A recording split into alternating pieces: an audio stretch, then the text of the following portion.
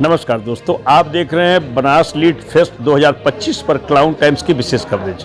लेकिन वो थे यहाँ जब प्रवेश होता था विद्यालय के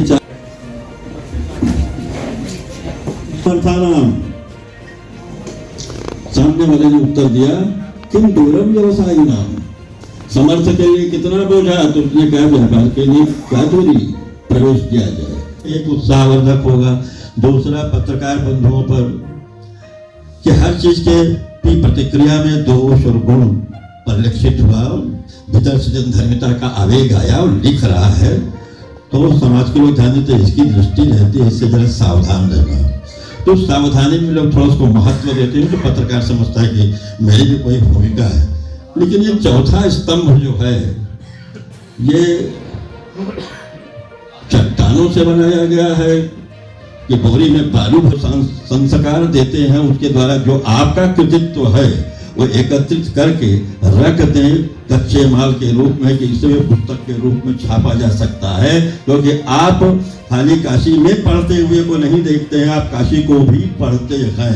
इसीलिए मात्र आपके कृतित्व को कोई प्रकाशक आके प्रकाशित करेगा, यह न हो के ऐसी विधाएं और ऐसी सुविधाएं उपलब्ध कराना चाहिए कि आपका कृतित्व बासी अखबार में बनकर न चला जाए, वो कम से कम बार बार आपके अखबार को दिखाए और उसमें आपके सृजन धर्मिता का जो सत्कार है वो भी आए।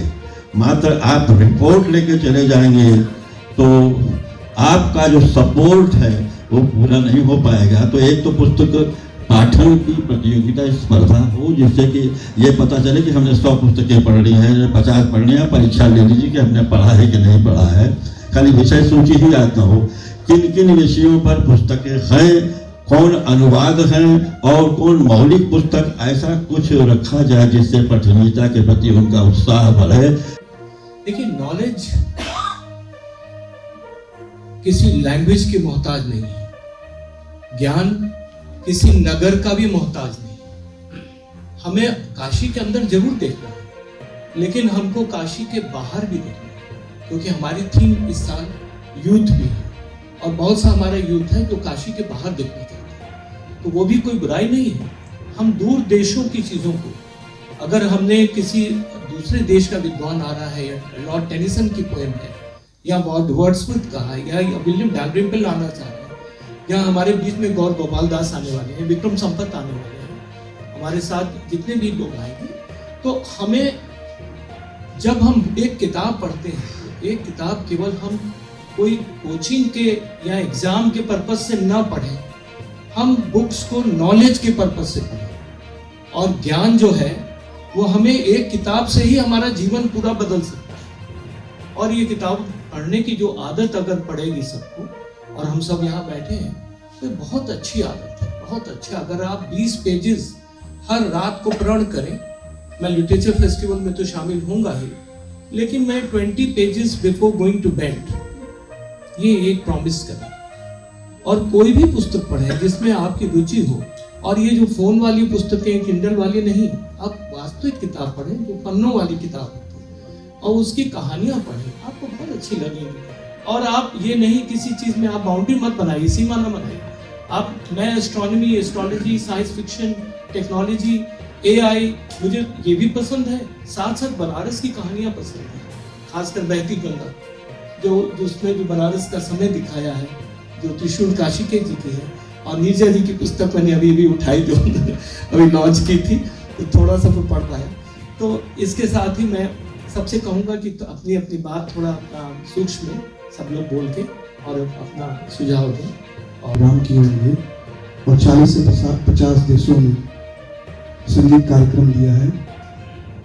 और मुझे हमेशा से ये लगता था कि बनारस में ऐसा कुछ होना चाहिए, और मुझसे लोग पूछते थे, विश्व में कहीं भी जाता था तो बनारस में ऐसा कुछ आयोजन हो जहाँ पे साहित्यकार, संगीतकार, सभी लोग एक से एक जगह, एक मंच पे जुड़े। और ऐसा एक प्रयास 20 वर्षों से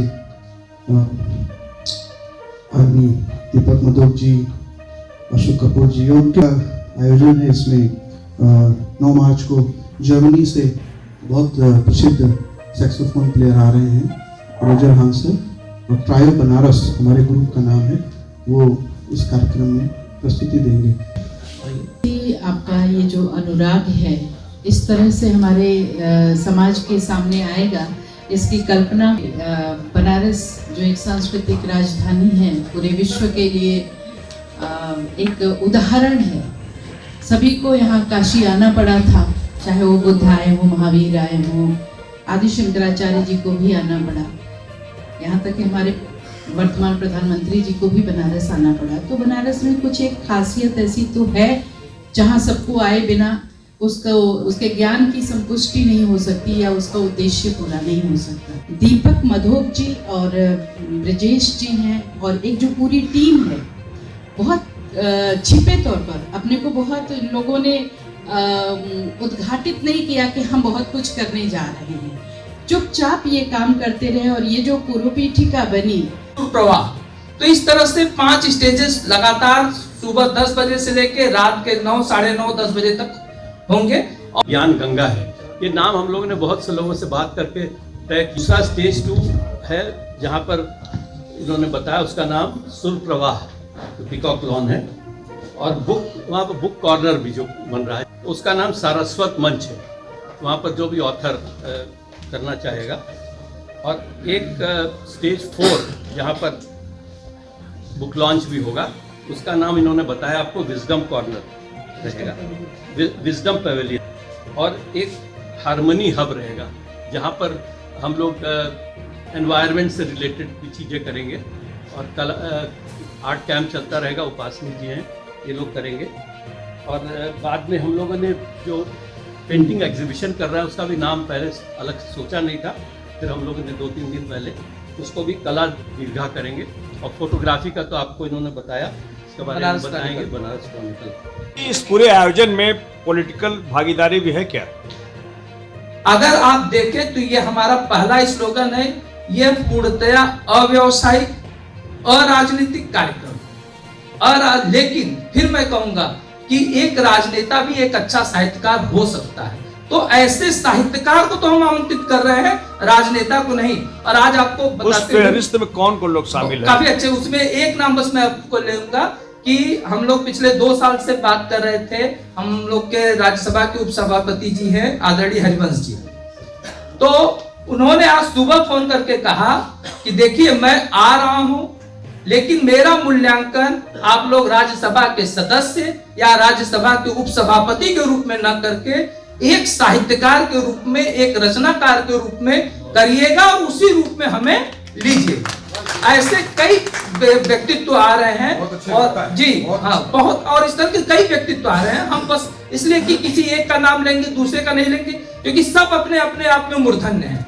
नोबेल पुरस्कार से लेके, ज्ञानपीठ पुरस्कार से लेके, जेसीबी अवार्ड से लेके, अब आपको बताया कि 34-35 लोग साहित्य अकादमी विनर्स आ रहे हैं। पद्मश्री पद्म विभूषण तो बनारस में भी काफी है, इनके अलावा बाहर से 30-35 पद्मश्री पद्म विभूषण आ रहे हैं। आपको मतलब अलग अलग कैटेगरी के, तो हम किसी एक का नाम लें, किसी को छोड़ दें, तो इसलिए हम लोगों ने इस बार बस प्रतीक रूप में कुछ चीजों को ले रहे हैं। मैं हृदय से साधुवाद करता हूँ, क्योंकि मेरा मानना है कि किसी भी समय काल को पढ़ने के लिए शब्द और चित्र की आवश्यकता होती है। साहित्य हमारे शब्दों की बातों को पूरा करता है, लेकिन आज अगर हम किसी पाषाण काल को भी अगर जानते हैं तो वहाँ जो गुफा चित्र मिले उनके माध्यम से ही हम उस सामाजिक परिवेश और उनके कला को हम समझ पाते हैं। देवी पद्मश्री दुलारी देवी जो मधुबनी की बहुत प्रसिद्ध चित्रकार हैं, वो आएंगी और इस तरह से हो रहा है।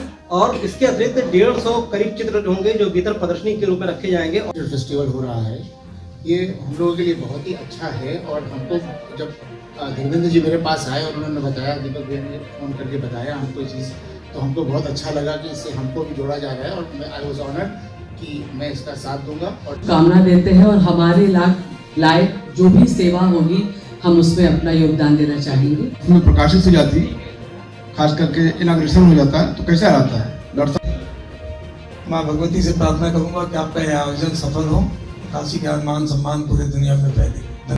प्रणाम कर रहा हूँ। एक बड़ा आयोजन है और इससे जुड़े हुए यहाँ वो लोग बैठे हुए हैं कि अगर वो ठान लें तो कुछ भी असंभव नहीं है दुनिया में।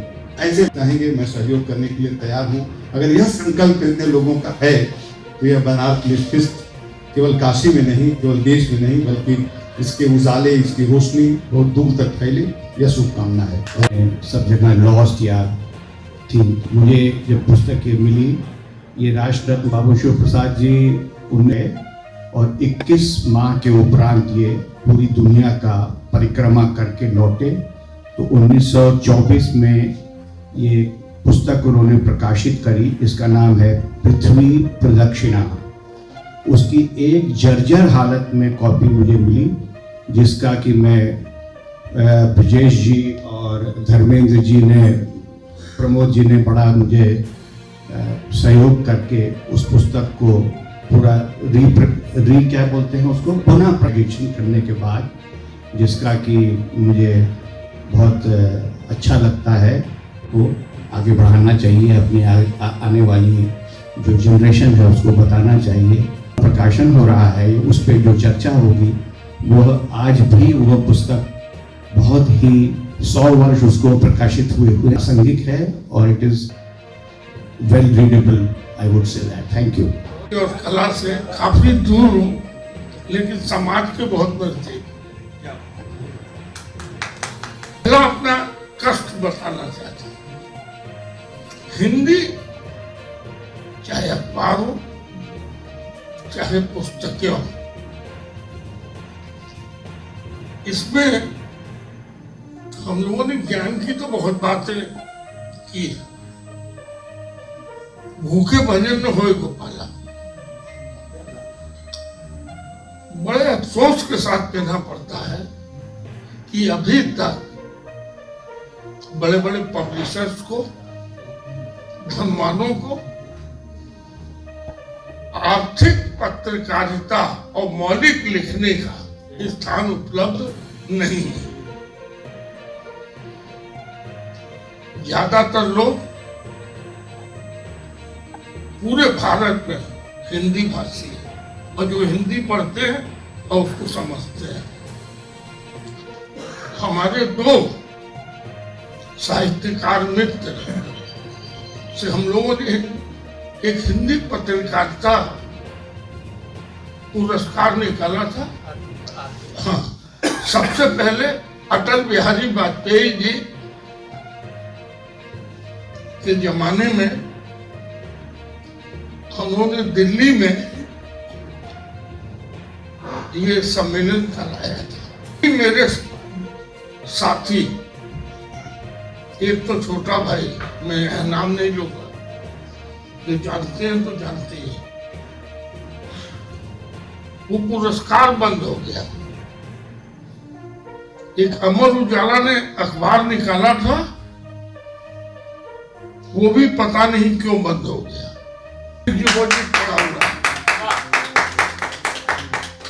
वो मैं लिटरेरी फेस्टिवल को वो एफडी इस शब्द के साथ दे सकता हूं कि उसका उपयोग खाली उसी कार्यक्रम में हो। एक व्हाट इज जीआई, पढ़े लिखों की बात कर रहा हूँ, बिना पढ़े लिखों की नहीं, जो अखबार भी पढ़ते हैं और साहित्य भी में जिनकी बहुत रुचि है, वो जीआई प्रोडक्ट का मतलब ही नहीं है। और बड़ा होगा और पूरे वर्ल्ड में इसका नाम होगा। एक छोटा सा सजेशन है, खाली जो बडिंग ऑथर्स हैं उनको प्लेटफॉर्म नहीं मिल पाते अपनी बुक्स देने के लिए, तो अगर वो उनको वहाँ पे एक छोटा सा स्टेज हम उनको प्रोवाइड करें, क्योंकि लाखों में जनता आ रही है from world, across the world, जहाँ पे वो अपनी बुक्स को दिखा सके लोगों को और बता सके कि उन्होंने क्या काम किया है। तो वो आखिर पेपर्स पढ़ता हूँ, रोज कम से कम 3 अखबार कोशिश करता हूँ, और कोशिश करता हूँ उससे अधिक अखबार है। बहुत बड़ी शॉर्टकमिंग है, कोई है पत्रकार यहाँ नहीं। जब हो जाता है तो अगले दिन पब्लिश होता है कि फलानी जगह पर यह कार्यक्रम हुआ, और आगामी दिन में क्या कार्यक्रम है, कहाँ पे क्या होने वाला है, ये नहीं रहता है। संस्कृत किया जाए, और इसके लिए जरूरी है कि अगर अभी से हम इसी कार्यक्रम को फोकस करते हुए स्कूलों में वो लेटर भेज दें, उस लेटर को भेज दें कि आपके यहाँ जितने बच्चे हैं जिन्होंने सबसे ज्यादा किताबें पढ़ी हैं उनको इसमें भेजा जाए। सोचें कि उससे जो किताबें लिख रहे हैं, जो चीजें कर रहे हैं, उससे उस पर्टिकुलर आदमी को अर्थ की प्राप्ति कैसे होगी? साहित्य के कारण छिपा हुआ है और ये साहित्य ही हमको अलग करती है, हमको यूनिक करती है और हमको एक नए मुकाम पर जीवन के ले जाती है। संबंधित अगर जो कुछ है उसको दे। और जैसे सर ने कहा था कि यहाँ पे कुछ विज्ञान हमारे जो प्राचीन हैं उनके लिए कोई प्लेटफॉर्म तैयार करें, जो हमारे गांव में या जैसे कुम्हार का आपने उदाहरण दिया था उनके राष्ट्र में हुआ बहुत बृहद रूप में इस बार ताज में हो रहा है और बहुत ही बड़े रूप में हो रहा है और मेरी सारी शुभकामनाएं हैं दीपक मधुर सर को विजय और वैश्विक फलक प्रदान करेगा। और बनारस के बारे में तो कुछ भी कहा जाए, कितना भी कहा जाए वो कम ही होगा। शहर हमारा है, बनारस शहर हमारा है, ये बाबा विश्वनाथ की धरती, बगल में माँ दुर्गा है रहती, और है संकट मोचन साथ, यहाँ गंगा की धारा है, बनारस शहर हमारा है। स्टेट की डाक टिकट भी मैंने जुटा के रखे, रेवेन्यू स्टैम्प जुटा के रखे, और जो भी लोटा बंटा मेला हो या इसमें जो भी स्पेशल कवर हो, फर्स्ट डे कवर हो, मैंने जुटा रखा। तो मैं लोभ संवरण नहीं कर पाया इस महाकुंभ में, तो मैं सोचता हूँ कि अगर 2 गज जमीन मुझे भी मिल जाए तो दुनिया डाक टिकटों के जरिए भी इस काशी से रूबरू हो सके। करता है किसी भी सभा के लिए, किसी कार्यक्रम के लिए कि आप हैं तो निश्चित रूप से जिसकी प्रिपरेटरी मीटिंग इतनी बड़ी पर्सनालिटी स्टारबर्ड्स हो तो निश्चित रूप से हम आश्वस्ति का भाव जीने लगते हैं। चीजों को जैसे साहित्य, कला, संस्कृति, संगीत और इन तमाम चीजों को जोड़कर, जैसे पिछली बार भी हम लोगों ने देखा, हम सब उसमें एक जितना भी हो सकता है सहयोग करने की भावना के साथ जुड़े हुए हैं। कि भैया आपको जो है ये जुड़ना है, तो हमने कहा यार बनारस में तो बनारस धरती ही जुड़ने की धरती है, जिसको मैं क्योंकि मैनेजमेंट का विद्यार्थी रहा, उसी का मैं अध्यापक भी रहा और अभी भी मैनेजमेंट को जीता हूँ। तो बनारस तो धरती जिसको बोलते हैं जोड़ना, शिवत्व है यहाँ, तो मैं इसको बोलता था कि कनेक्ट। ये हमारे लिए बहुत, यही हमारी थाती है जो आप हमको एक बुलावे पर आप दौड़ के चले आते हैं, ये हमारे लिए बड़ा गौरव की बात है। और हम आपको विश्वास दिलाना चाहते हैं, मैं सैन्य विज्ञान का विद्यार्थी हूँ, बोलने में मैं कम विश्वास करता हूँ, करने में ज़्यादा विश्वास। क्या बात है। अविरल गति बनाए रखें, अपना आशीर्वाद देते रहें, और ये तो विश्वनाथ की कृपा है।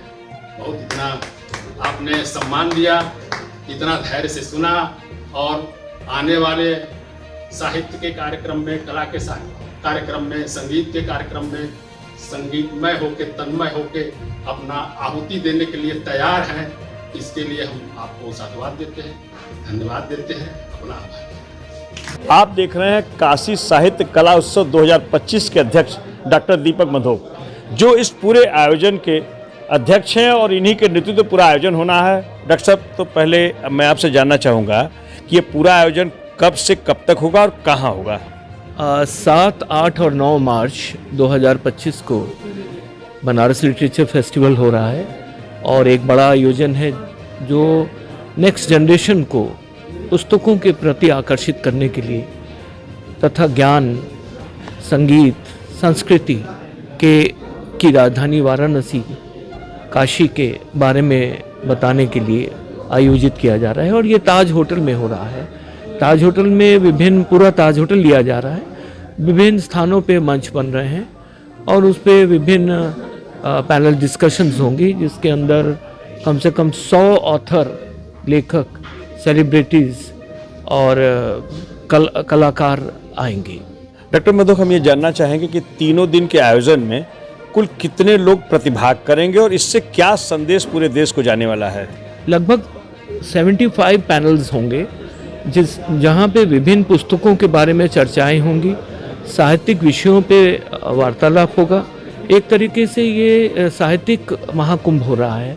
एक कुंभ आपने वहाँ देखा, और वो तो बहुत ही बड़ा और आयोजन था, और एक हमारा काशी में ये हो रहा है जिसमें त्रिवेणी है, कला, संस्कृति और संगीत की, ये तीनों को साथ लेके कर रहे हैं, और लगभग 100 लेखक आ रहे हैं, लगभग 100 पुस्तकों का भी विमोचन होगा।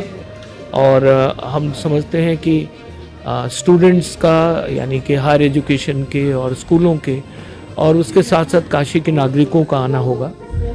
इसमें कोई टिकट नहीं है, किसी प्रकार से कोई प्रवेश शुल्क नहीं है।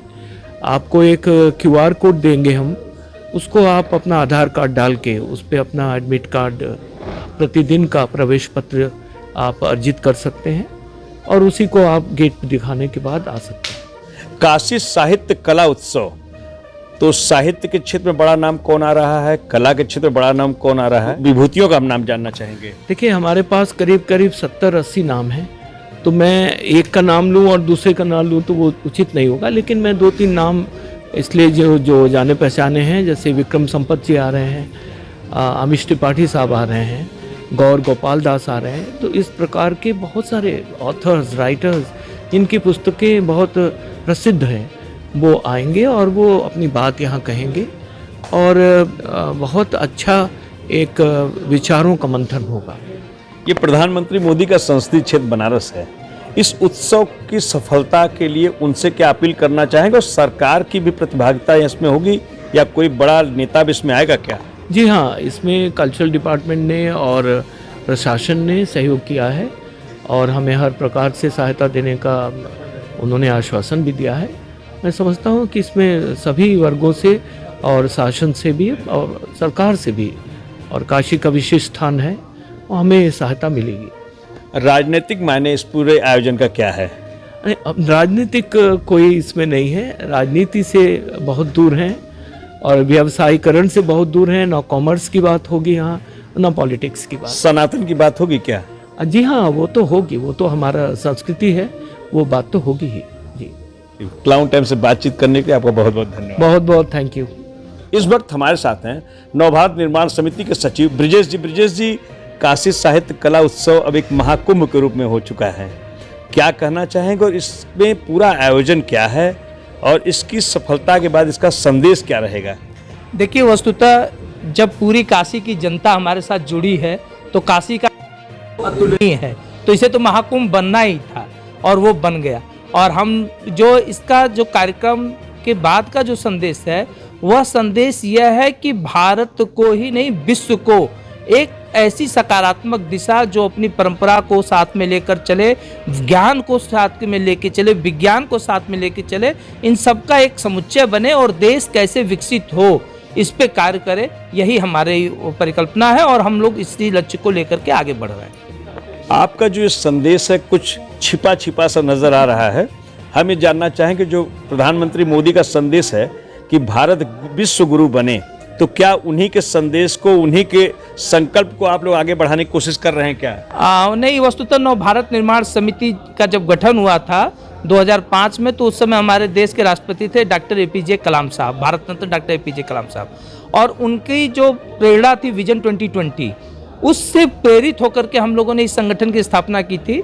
तो भारत को विकसित राष्ट्र बनाने की परिकल्पना हम लोगों ने तभी किया, तभी हमने अपनी संस्था का नाम नव भारत, भारत नव निर्माण नहीं रखा, नव भारत का निर्माण, ऐसा भारत जो कि अब सभी क्षेत्र में, चाहे वो वैज्ञानिक क्षेत्र हो, आर्थिक क्षेत्र हो, सामाजिक क्षेत्र हो, सांस्कृतिक क्षेत्र हो, इवन आध्यात्मिक क्षेत्र हो, उसमें उन्नति करे और जो हमारा गौरवशाली इतिहास रहा है उसको हम आगे बढ़ाएं, इतिहास पे गर्व न करें, हम एक नया इतिहास गढ़ें भी। नहीं, आपने सवाल को घुमा दिया। मैं जानना चाहता हूं कि जो प्रधानमंत्री मोदी का विजन है उससे आप कितना मेल खाते, कितना इत्तेफाक रखते हैं? आज तो देश में कुछ भी अच्छा हो रहा है तो उससे तो इत्तेफाक हर व्यक्ति रखेगा और हम लोग भी रखते हैं, और आदरणीय प्रधानमंत्री जी हमारे सांसद भी हैं, तो निसंदेह हमने उन्हें चुना है तो कुछ न कुछ इत्तेफाक रखते होंगे तभी चुना है। तो जो पूरे देश में इस समय सनातन का डंका बज रहा है, तो क्या इस आयोजन में सनातन के बारे में कुछ बात होगी क्या? हाँ, बिल्कुल, सिर्फ सनातन की बात नहीं करेंगे, हम तो सामंजस्य की बात करेंगे, और सामंजस्य काशी की परंपरा रही है। आप देखेंगे कि काशी एक ऐसी जगह है जहाँ पे विश्व के जितने धर्म हैं सब पुष्पित पल्लवित हो रहे हैं और यहाँ से ऊर्जा ग्रहण कर रहे हैं, तो उस सामंजस्य की बात करेंगे, उस समासिकता की बात करेंगे, और निसंदेह उसका एक महत्वपूर्ण भाग सनातन है तो हम उसकी बात भी करेंगे। तो अंतिम सवाल ये कि तमाम धर्म गुरु अभी महाकुंभ में जो मंथन हुआ है, उस मंथन में एक बात काफ़ी तेज़ी से निकल के आई कि भारत हिंदू राष्ट्र बने। देखिए, मैं इस पे कोई टिप्पणी नहीं करना चाहूँगा, क्योंकि कोई राष्ट्र बने, पहले भारत एक राष्ट्र बने। राष्ट्र जब बन जाएगा वो अपने भाव को, विचार को, उन्नति को लेकर के आगे बढ़ेगा, तो हमें इन छोटी बड़ी बातों की करने की आवश्यकता नहीं रह जाएगी। तो हम पहले तो भारत को एक राष्ट्र बने, और दूसरे भारत की तो जो हमारी सनातन परंपरा, वो तो वसुधैव कुटुंबकम की बात करता है। आप सोचिए कि हमारे यहाँ तीनों लोक में निर्मित 33 कोटि देवी देवताओं की बात करते हैं, पूरे ब्रह्मांड की बात करता है, तो हम इतना छोटा हिंदू और मुस्लिम और बाकी बातें क्यों करें। क्लाउन टाइम से बातचीत करने के लिए आपका बहुत बहुत धन्यवाद। धन्यवाद सर।